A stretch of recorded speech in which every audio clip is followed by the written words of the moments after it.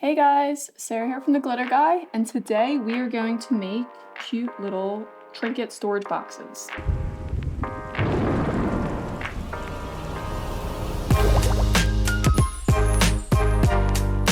I got these from Target a long time ago, and I spray painted them black already outside, but not the inside. So I'm gonna just leave them upside down, and then I won't remember until I flip them upside right. All right, so what I am very excited to do on these boxes is play with my foils. I have a nice collection of all of these really cool foils that I rarely ever use because I only hoard craft supplies and not use them. So I've only used them a few times and I really enjoy the way they look on black bases. I don't enjoy the way this glue looks on this box. So this is Trinket glue that I'm using, and I just want to put a little bit on here. And I'm not like trying to cover the whole area because I don't want the foils to be like uniformed or anything. I want them to be all kind of distressed looking. So, all right, we're gonna let that dry while we paint the second one. So I'm just painting it on. I don't care about any direction.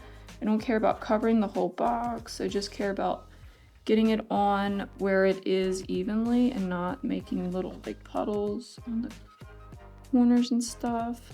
We are done with that for now. Now we get to pick foils. So I am subscribed to the Foil Club from Artistic Painting Studio. And these are some of the ones that I got. I'm really excited because they're really pretty. So I'm just gonna cut off a little piece. And then, well, you know what? It's a good thing that this box is sticky on every side. You know what? It's been a while since I played this. We're gonna figure it out. And that's why this is not a tutorial. I think it's upside down. It was upside down, guys. This feels right. There it is. So I only got a little bit taken off, but that's fine. Because we're just gonna go back at it. All right, so not on the very wet paint, or the very wet glue does not work. But I was very curious. So definitely tacky is what you want. Yeah, tacky. I don't think it's the glue absence that's my problem. I think it's because I can't lean on the table. I really like the Foil Club because I am a new to foils, clearly, but I would not choose most of the foils that they sent me from the website. I just wouldn't. I wouldn't know what to do with them. So the fact that, you know, they kind of chose it for you and then I fall in love with them anyway. It's perfect for the indecisive foil shopper.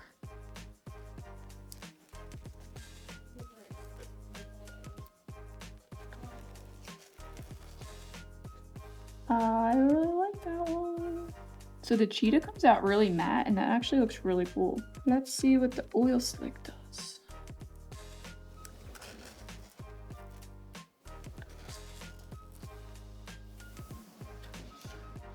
Fun, fun, you can sit there. This one's like a shifty one, you can't really see it until you like... Which one is it? Oh, it's in the middle.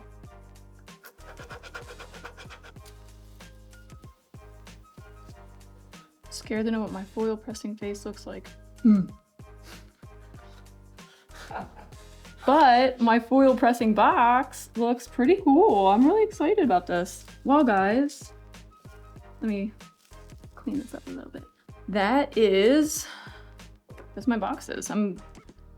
I don't know what I'm gonna do inside of these, but I hope by the time I do another video, I have decided, but I might just fill it with stuff and pretend like it's not even unpainted.